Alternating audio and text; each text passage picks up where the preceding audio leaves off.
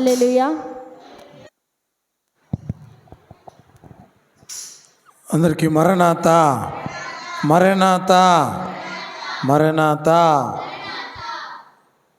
దేవుని యొక్క సన్నిధిలోనికి వచ్చిన మనెల్లరికను మన ప్రియుడు ప్రాణనాథుడు మన రక్షకుడైన యేసుక్రీస్తు ప్రభువారి యొక్క కృపా సమాధానములు నిండుగా మెండుగా దేవదేవుడు అనుగ్రహించునుగాక. ఆమేన్. పరిశుద్ధ దినము కొరకై ఏర్పాటు చేయబడిన వాక్యపాఠ్య భాగాన్ని చదువుకుందాం. మోషే సుఖోపవాస ధ్యాన దినములలోని 22వ దినములోనికి ప్రవేశించిన మనందరిని దేవదేవుడు దీవించునుగాక.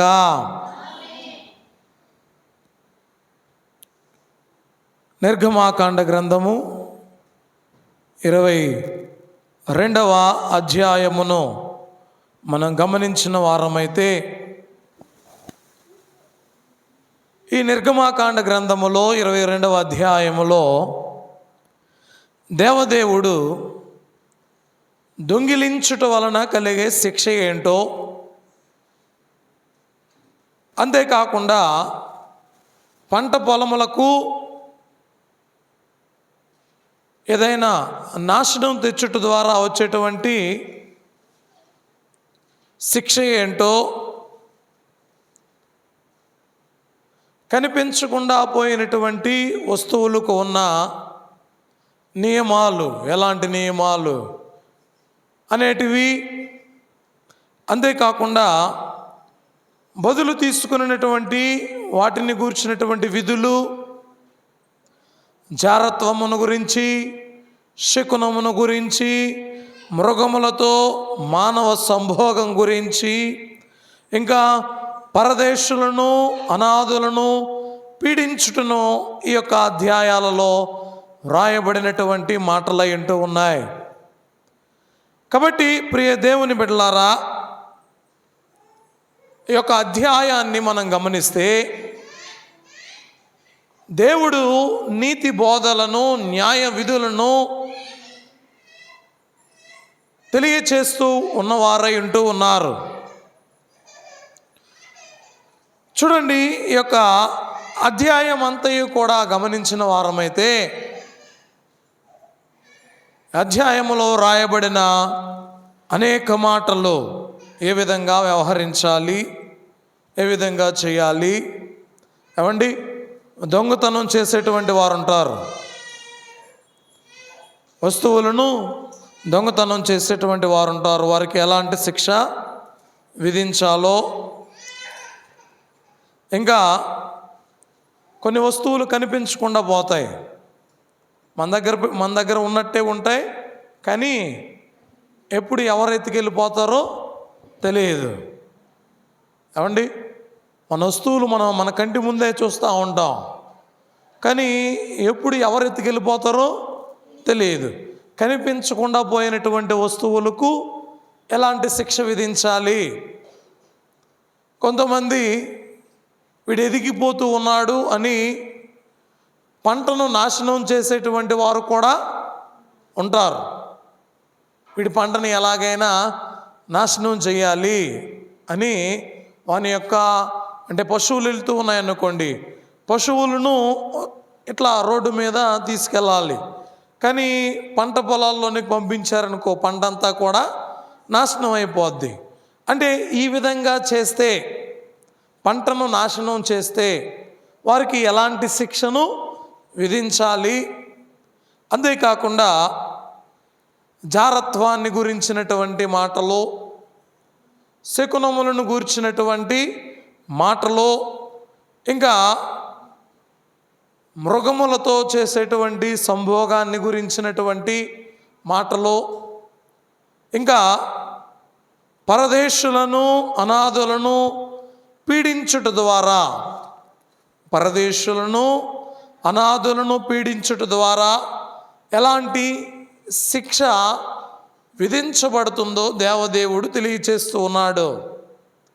ఈ ధర్మశాస్త్రములో వ్రాయబడినటువంటి మాటలో దేవుని యొక్క న్యాయ విధులేంటి, ఈ 22వ అధ్యాయములో వ్రాయబడినటువంటి మాటలను చూస్తే న్యాయము అనేటువంటి మాటను గురించిన కొన్ని మాటలు మనం నేర్చుకుందాం.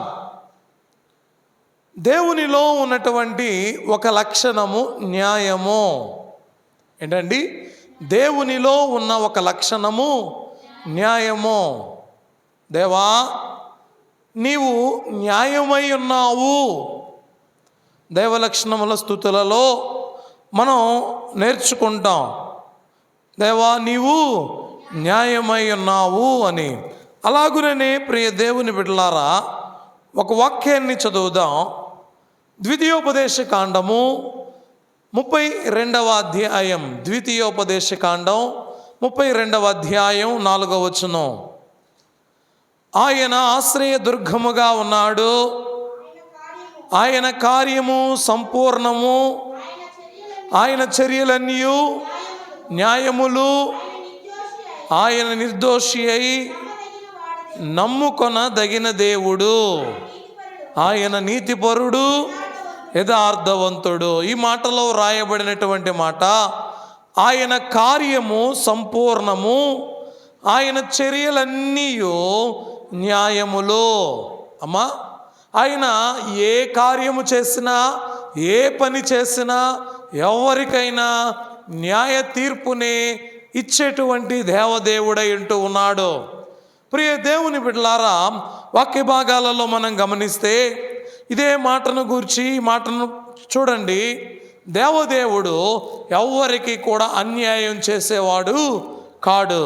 ఎవ్వరికి అన్యాయాన్ని చేసే ఆయన కాదు. ఆయన న్యాయమును జరిగించేటువంటి దేవదేవుడు.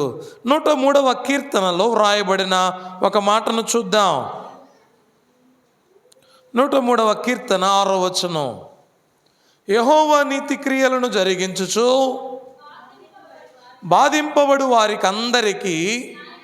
చూడండి అమ్మా, దేవుడు ఆయన చేసేటువంటి పనులే.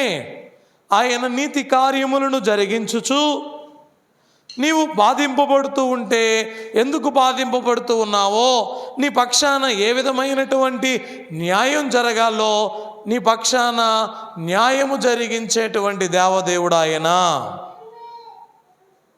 చూడండి, ఆయన చేసే కార్యాలన్నీ న్యాయంగా ఉంటాయి. ఆయన చేసే కార్యాలన్నీ న్యాయమైనవిగా ఉంటాయి. అంతేకాకుండా నీవు బాధించబడుతూ ఉన్నప్పుడు ఆయన నీకు న్యాయమును జరిగించే దేవదేవుడు ఆయన. ప్రియ దేవుని బిడ్డలారా, వాక్య భాగాలలో ఎందుకంటే మనుషులైనటువంటి వారు అన్యాయం చేస్తారు. చూడండి, మనకు అయా ఇది ఒరిజినల్ అని చెప్పి డూప్లికేట్ వస్తువులను కూడా మనకు ఇస్తూ ఉంటారు. కానీ దేవదేవుడు నీకు ఇచ్చేటువంటిది ఏదైనా కూడా సమృద్ధిగా, శ్రేష్టమైనదిగా, ఇంకా నీకు ఇచ్చేది ఏదైనా కూడా అది ఎలా ఉంటుంది అంటే శ్రేష్టమైనది, ఈవులను దేవుడు నీకు ఇచ్చేవారై ఉంటారు. కాబట్టి వాక్య భాగాలలో రాయబడిన మాట జ్ఞాపకం పెట్టుకోండి. ఆయన మనుషులకు అన్యాయము చేయుటకు ఆయన అన్యాయస్తుడు కాదు, ఆయన న్యాయస్తుడు. చూడండి, మనుషులమైతే ఏం చేస్తాం అమ్మా? న్యాయం ఎలా జరుగుతుందో మనకు తెలుసు, అన్యాయం ఎలా జరుగుతుందో కూడా తెలుసు. ఈ విధానాలన్నింటినీ కూడా మనం మన కన్నులారా చూస్తూనే ఉన్నాం. ఎక్కడ ఎప్పుడు న్యాయం జరుగుతుందో తెలుస్తుంది, ఎప్పుడు అన్యాయం జరుగుతుందో కూడా తెలుస్తుంది.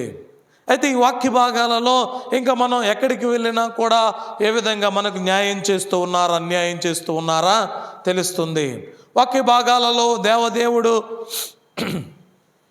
తెలియచేస్తూ ఉన్నటువంటి కొన్ని మాటలు చూస్తే చూడండి, జెఫన్యా గ్రంథము 3వ అధ్యాయం 5వ వచనం. అయితే న్యాయము తీర్చి యెహోవా దాని మధ్యనున్నాడు. ఆయన అక్రమము చేయువాడు కాడు. అమ్మా చూడండి, ఆయన అక్రమము చేయువాడు కాడు. అనుదినము తప్పకుండా ఆయన న్యాయ విధులను బయలుపరుచును. ఆయనకు రహస్యమైనదేదియు లేదు. అయినను నీతిహీనులు సిగ్గెరుగరు. వాక్యములో చెప్పబడిన మాట, అయ్యా న్యాయము తీర్చు దేవదేవుడు మన మధ్యనున్నాడు. ఎక్కడున్నాడండి ఆయన? న్యాయము తీర్చు దేవుడు మన మధ్య నున్నాడు. ఆయన అక్రమము చేయువాడు కాడు. అమ్మా, ఈ మనిషి, ఈయన నా మనిషి, వీళ్ళు మనవారు కాదు, వీరు ఎలా పోతే మనకేంట్రా, మన వ్యక్తికి మనం కాకపోతే ఇంకా ఎవరు న్యాయం చేస్తారు అని ఆయన అక్రమము చేసేవాడు కాదు. మనుషులైతే వీడు మావాడు, వీడికి తప్ప మేము ఇంకెవరికి చేస్తాం అంటారేమో, కానీ దేవదేవుడు అలా కాదు. ఎవరి పక్షాన న్యాయం ఉంటుందో వారికి ఆయన న్యాయము జరిగించే దేవుడు. చూడండి, ఈ వాక్యాలు తెలియచేస్తూ ఉన్నాయి. వాక్య భాగాలలో చూస్తే, అనుదినము తప్పకుండా ఆయన న్యాయ విధులను బయలుపరుచును. అనుదినము తప్పకుండా ఆయన న్యాయ విధులను బయలుపరుస్తాడు. ప్రియ దేవుని బిడ్డలారా, వాక్య భాగాలలో చెప్పబడుతున్నటువంటి మాటలను మనం గమనిస్తే ఆయన న్యాయస్థుడు అని మనకు తెలియచేస్తూ ఉన్నాడు. జ్ఞాపకం పెట్టుకోండి, దేవుడు ఈ న్యాయ విధులను ఎందుకు ఇస్తూ ఉన్నాడు? ఏమ్మా, దేవదేవుడు సీనాయి పర్వతం దగ్గర ఇశ్రాయేలీయులకు ఆజ్ఞలిచ్చాడు, కట్టడలనిచ్చాడు. ఇప్పుడు న్యాయ విధులను ఇస్తూ ఉన్నాడు. ఈ లోకములో మనిషి మరొక మనిషితో ఎలాగ జీవించాలి, మనిషి ఇంకొక మనిషితో జీవిస్తూ ఉన్నప్పుడు ఏ విధమైనటువంటి ఆజ్ఞలను పాటించేవారై ఉండాలి, ఏ విధమైనటువంటి న్యాయాన్ని జరిగించాలి అని కొన్ని న్యాయ విధులను దేవదేవుడు తెలియచేస్తూ ఉన్నాడు. చూడండి, యోహాను సువార్తలో మనం చూస్తే 5వ అధ్యాయము 30వ వచనములో,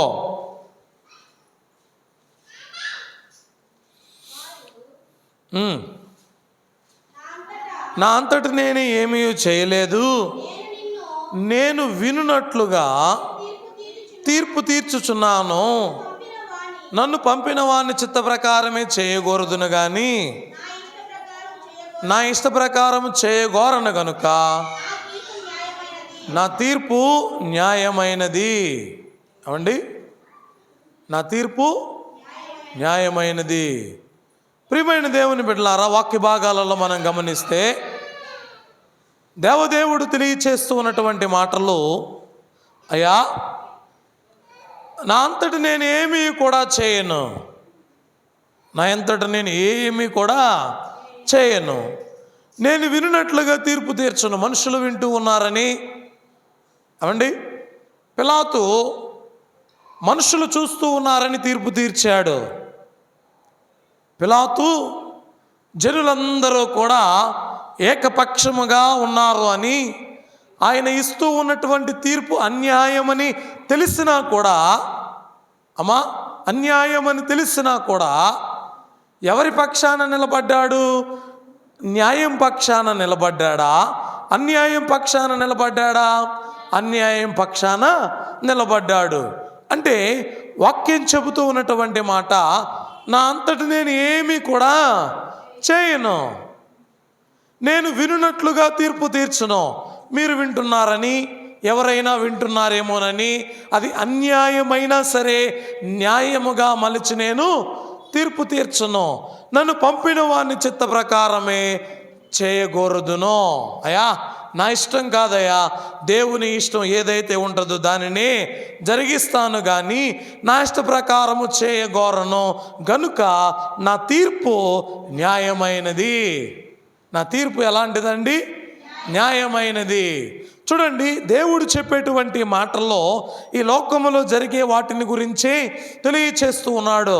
ఎలాంటివి జరుగుతాయి, ఎలాంటి దానికి ఏ శిక్ష విధించాలి, ఏ విధమైనటువంటి దానికి ఏ రకమైనటువంటి శిక్షను విధించాలి అని తెలియచేస్తూ ఉన్నాడు.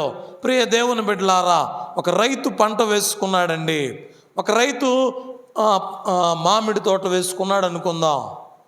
చక్కగా సంవత్సరం అంతా కూడా ఎదురు చూస్తూ ఉన్నాడు ఆ పంట కొరకు. అయితే మనము వెళ్ళి ఎవరు చూడట్లేదులే అనుకుని ఆ పండ్లు కోసుకుని మనం వచ్చేసామనుకోండి, రైతు ఏమైపోతాడు? ఏమండి, రైతు ఏమైపోతాడు? చూడండి, అందుకే దొంగిలించబడినటువంటి వ్యక్తికి ఏ విధమైనటువంటి శిక్ష విధించాలి?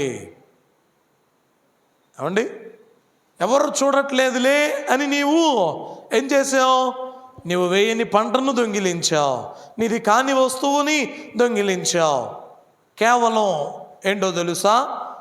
ఎవ్వరు నన్ను చూడట్లేదులే, ఎవ్వరు నన్ను చూడట్లేదులే.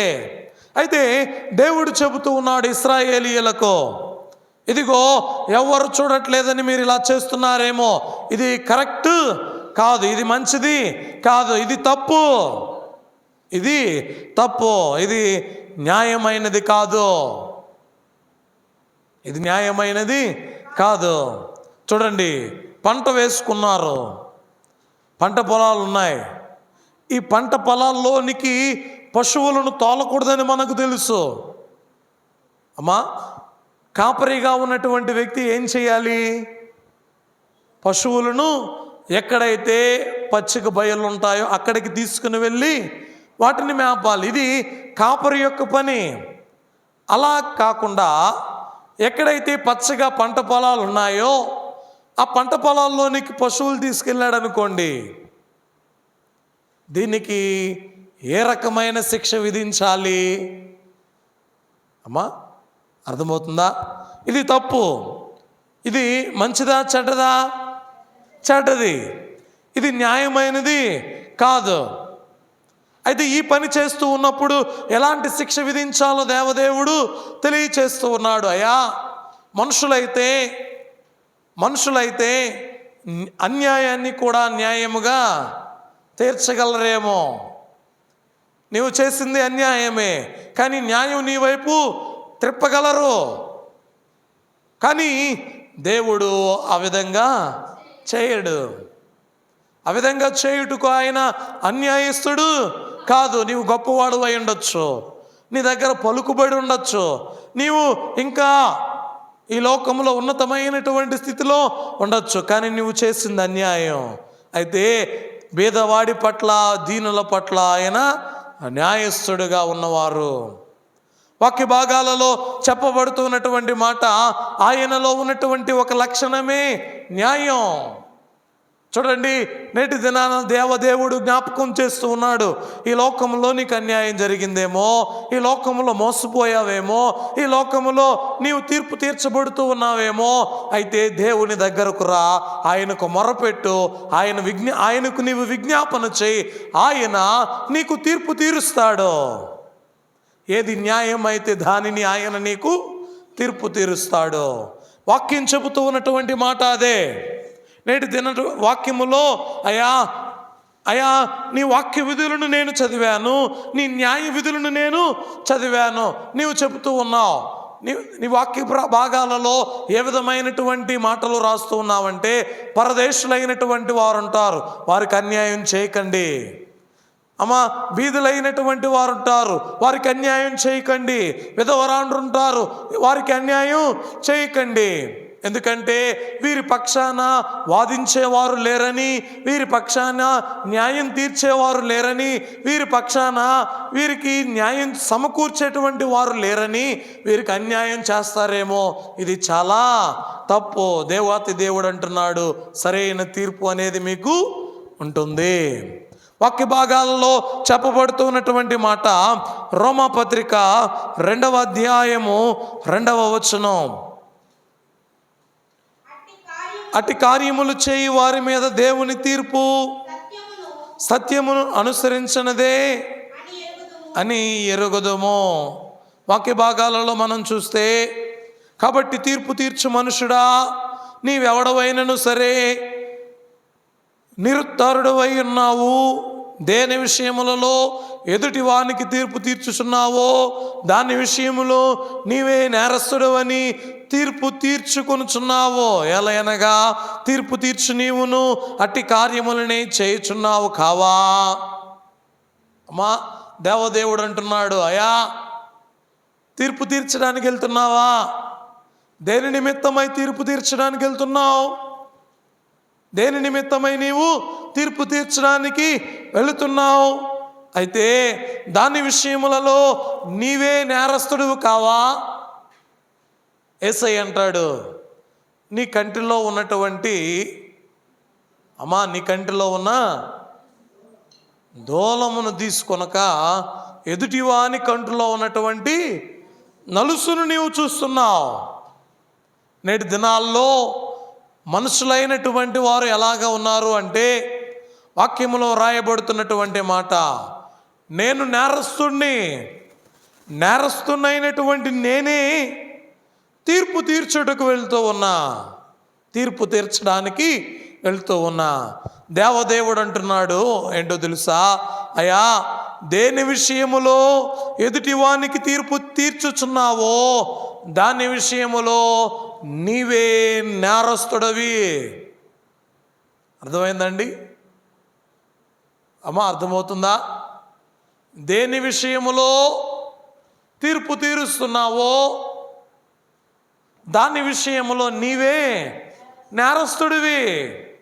వాక్యంలో చెప్పబడుతున్నటువంటి మాట, నేరస్తుడివి నీవే నేరస్తుడివని తీర్పు తీర్చుకొనుచున్నావు, ఎలయనగా తీర్పు తీర్చు నీవును అట్టి కార్యములనే చేయుచున్నావు కావా. వాక్య భాగాలలో వ్రాయబడుతున్నటువంటి మాటలు, ప్రియ దేవుని బిడ్డలారా, ప్రకటన గ్రంథములో 15వ అధ్యాయము 3వ వచనములో మనం చూస్తే,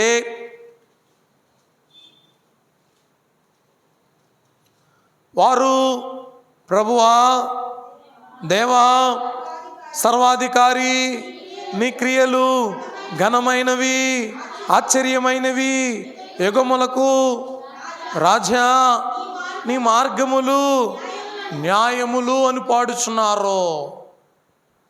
మా పరలోకమందు దేవదూతలైనటువంటి వారు దేవునిని ఏ విధంగా స్తుతిస్తూ ఉన్నారో రాయబడుతున్న మాట. కాబట్టి ప్రియ దేవుని బిడ్డలారా, న్యాయము దైవత్వం, దేవుని యొక్క ఒక లక్షణము. న్యాయము దేవుని యొక్క ఒక లక్షణము. ఆయనలో ఉన్నటువంటి లక్షణము మనలో కూడా ఉండాలని, మనం ఎలాంటి పనులు చేస్తున్నామో, ఎలాగా ఉండాలో ఎలాగా ఉండకూడదో ప్రతి దానికి దేవదేవుడు ఈ మాటలను రాస్తూ ఉన్నాడండి. అవండి చూడండి, మనం ఈ మాటలను చదువుతూ ఉంటే తెలుస్తాయి. మనం ఒక గుంటలోడు పెట్టుకున్నాం, కానీ దానికి మూత ఏది కూడా వేయలా. ఎవరో పశువులు వచ్చి గుంటలో పడిపోయాయి. తప్పు ఎవరిది? అమ్మా, ఎవరిది? దేవుడు చెబుతున్నాడు, ఇది కూడా దీనికి తగిన శిక్ష ఏంటో తెలుసా అంటున్నాడు. అయా, పశువులు ఉన్నాయి, మీ పశువులు, కొన్ని పశువులు ఏం చేస్తాయంటే, మనం వెళ్తూ ఉంటుంటేనే అమ్మ కొమ్ములు ఇలా అన్నాయనుకోండి, పడిపోతాం. అలాంటి ప్రమాదమే జరిగింది. అలాంటి సమయంలో ఏ విధమైనటువంటి శిక్ష అనేది కూడా దేవుడు రాస్తూ ఉన్నాడు. ఏమండి, నీ ప్రాంతానికి పరదేశస్తులు వచ్చారు, ఈ ప్రాంతం కానటువంటి వారు వచ్చారు. వారి పట్ల నీవు ఎలాగా ఉన్నావు? వారి పట్ల నీవు అన్యాయంగా ఉంటే నీకు ఎలాంటి శిక్ష దేవుడు వ్రాసాడు? విధవరాండ్రున్నారు, వీరి పక్షాన న్యాయం చేయడానికి ఎవరున్నారులే, వీరి సొమ్మునో లేదా వీరి పొలాలనో వీరి ఆస్తులనో వీరికి లాక్కుంటే ఎవరు అడుగుతారులే అని ఎవరైనా అన్యాయం చేస్తూ ఉన్నారనుకోండి, వారి పక్షాన న్యాయం చేయడానికి ఎవరున్నారు? దేవుడున్నాడు. చూడండి, అనాథలుగా ఉంటారు, ఎవరు లేక ఒంటరి వారుగా ఉంటారు. అయ్యా మాకెవరు లేరయ్యా, ఎవరి దగ్గరికి వెళ్ళినా మీకు మేము ఎందుకు చెయ్యాలి అంటున్నారు, ఇది నీకు నేను ఎందుకు చేసి పెట్టాలంటున్నారు, మీకు ఎవరున్నారని చెయ్యాలంటున్నారు, రకరకాలుగా మాట్లాడుతూ ఉన్నారయ్యా. ఇప్పుడు ఏం చెయ్యాలి ప్రభువా అంటే దేవదేవుడు అంటున్నాడు, నీ పక్షాన నేనున్నాను అంటున్నాడు. అమ్మా ఎవరున్నారట? నీ పక్షాన నేనున్నాను అంటున్నాడు. కాబట్టి కూడి ఉన్నటువంటి మనకు న్యాయం తెలుసు, అన్యాయం ఏంటో కూడా తెలుసు. అయితే ఏది చెయ్యాలో తెలుసు, ఏది చేయకూడదు తెలుసు. దేవుడు అంటున్నాడు ఈ అధ్యాయంలో, దొంగిలించకండి అంటున్నాడు, జారత్వం చేయకండి అంటున్నాడు, నీది కాని దానిని ఆశించొద్దు అంటున్నాడు, పొరుగు వారిని సొమ్మును నీవు ప్రేమించొద్దు అంటున్నాడు. కాబట్టి ప్రియ దేవుని బిడ్డలారా, దేవుని యొక్క సన్నిధానములో చేరినటువంటి మనము దేవునిలో ఉన్నటువంటి లక్షణమును జ్ఞప్తికి తెచ్చుకుని, అయ్యా నేను ఒకరికి అన్యాయం చేసినా, నేను ఒకరికి ఇబ్బంది కలిగించినా, నా పక్షాన నాకు తీర్పు తీర్చుటకు న్యాయస్థుడైన దేవుడున్నాడు. ఎవరున్నారండి? న్యాయస్థుడైన దేవుడున్నాడు అని జ్ఞాపకం పెట్టుకోండి అంటున్నాడు. చూడండి, పక్క భాగాలలో ఇశ్రాయేలీయులకు తెలియచేస్తూ ఉన్నటువంటి న్యాయ విధులు మీరు మనుషుల పక్షాన ఉండి అన్యాయాన్ని న్యాయంగా మారుస్తారేమో, అయితే మధ్యవర్తిగా నేనున్నా. ఏమండి ఏమంటున్నాడండి? మధ్యవర్తిగా నేనున్నాను. మీరు అన్యాయం చేసినా మీకు మధ్యవర్తిగా నేనున్నాను. కాబట్టి ఎవరు కూడా ఎవరికి అన్యాయం చేయడానికి తలంచొద్దు, అన్యాయం చేసేవారుగా ఉండొద్దు. ఇది మీకు తగదు, ఇది మీకు తగదు, ఎవరు చూడట్లేదులే అని ఎప్పుడు కూడా అనుకోవద్దు. మీ పక్షాన న్యాయం తీర్చే దేవాతి దేవుడున్నాడు, మీ పక్షాన న్యాయం జరిగించే దేవుడున్నాడు, మీ పక్షాన వ్యాజ్యమాడే దేవుడున్నాడు.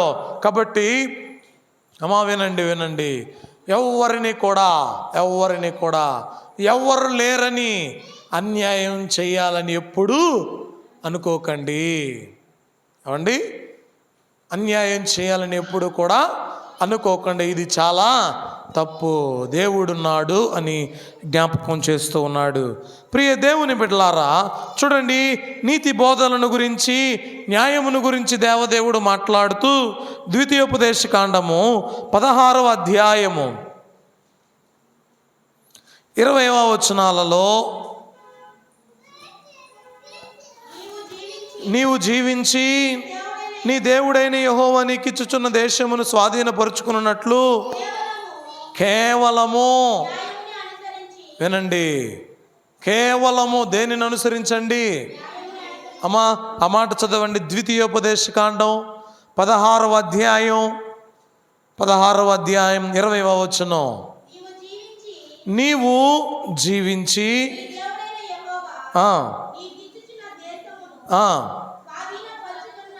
నీవు జీవించి నీ దేవుడైన యెహోవా నీకిచ్చుచున్న దేశమును నీవు స్వాధీనపరుచుకున్నట్లు కేవలము, చెప్పండి ఏంటండి? కేవలము న్యాయమునే అనుసరించి నడుచుకొనవలెను. ఏమండి? కేవలము న్యాయమునే అనుసరించి నడుచుకొనవలను. జాగ్రత్తగా వినండి, దేవుడు నేర్పిస్తూ ఉన్న బోధలు ఇవి. అయ్యా మీరు జీవించినట్లు, మీరు మంచిగా బ్రతకాలంటే, ఈ దేశంలో మీరు మంచిగా బ్రతకాలి అంటే, అయ్యా అన్యాయస్తులు బాగుపడిపోతున్నారయ్యా, అన్యాయంగా దోచుకున్న వారు బాగుపడిపోతున్నారయ్యా, అన్యాయంగా ఆక్రమించుకున్న వారు బాగుపడిపోతున్నారయ్యా అనుకోవచ్చు. కానీ ఒకానొక దినం అనేది ఒకటి ఉంది దేవుని యొక్క సన్నిధానములో. ఏమండి? కాబట్టి ప్రియ దేవుని బిడ్డలారా, ఈ లోకంలో జీవితం కొరకు ఆశపడ్డామనుకోండి, పరలోకంలో శిక్షను అనుభవించవలసి వస్తుంది. దేవదేవుడు చెబుతూ ఉన్నటువంటి మాట, ఈ లోకములో మీకు అన్యాయం చేసినా కూడా వారి పక్షాన కూడా మీరు ఏం చేయండి, న్యాయమే జరిగించండి. కీర్తనాకారుడు 82వ కీర్తనలో 3వ వచనములు అంటాడండి. 82వ కీర్తన 3వ వచనం.